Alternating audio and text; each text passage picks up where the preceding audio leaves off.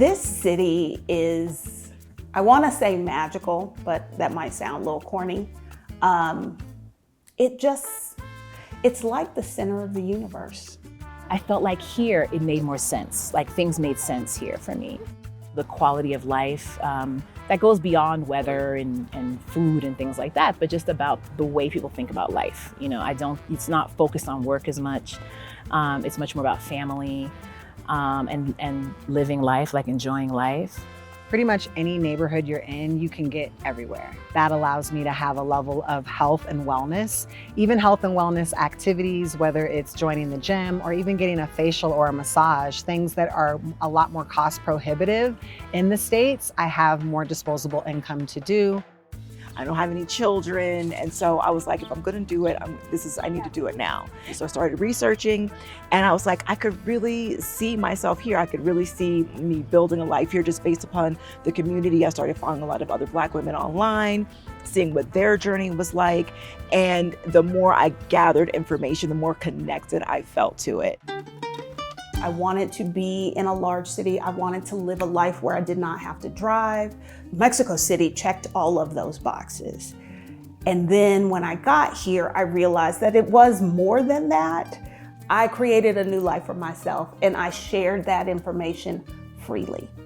It is not uncommon to be walking down the street, particularly in the part of town where there are more foreigners, and somebody to be like, oh, I'm here because of your video, that sort of thing.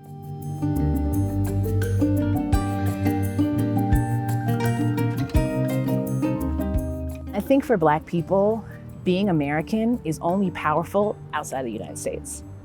So there's a level of protection that I have here as being an American that I don't have in the US. In addition to the fact that racism is very different and just not a priority. Like, it's just not the number one thing that comes on people's minds when they see, so there's curiosity, you know, some people have some stereotypes, but, you know, generally speaking, it's not the first thing that comes to their mind. I believe that borders shouldn't exist. We all have the right to be where we want to be. Now, I do understand that there's tensions around that. I understand that I bring a lot of privilege.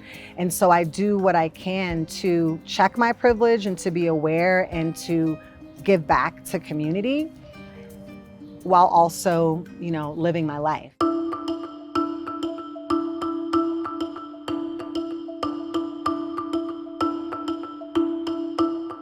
It is undeniable. Mexico, particularly Mexico City, got really, really popular during the pandemic.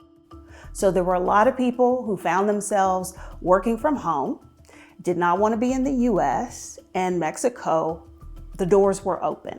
I was here in 2017. There's a marked difference from what it was like then versus what it is like now.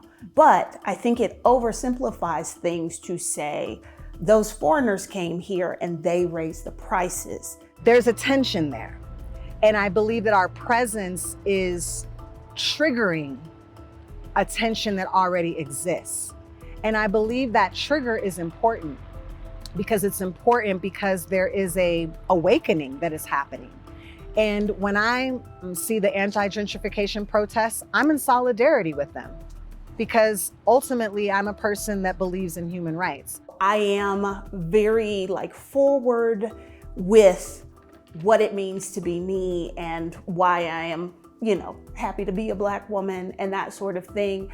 Because I think for a lot of folks, and this is one thing I love about Mexico, people want to know your story. They want to know why you chose to come here, and they are genuinely interested.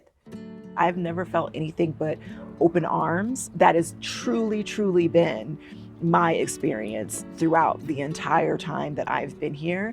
But I tell people that I think that also speaks to how you enter into a space. I always enter a space speaking Spanish and do the very best I can always. So I think it's about being conscious of those things and being a good global citizen. And I think once you project that, people see that, they pick up on that, and they respond in kind. I love how intergenerational Mexico is. I love the spirit of the people and the culture. And as a person of African descent, I felt safe here. And I moved here with my daughter. So it wasn't just about me being some digital nomad wanting to live. I came here with residency. I came here to create a home and a life for my family. It really is home for me. I feel comfortable here, and I feel really lucky that I was given that opportunity and that I was able to come here, and I've been welcomed here. My future is in Mexico City in some way, shape, or form. There is no place else that I want to be.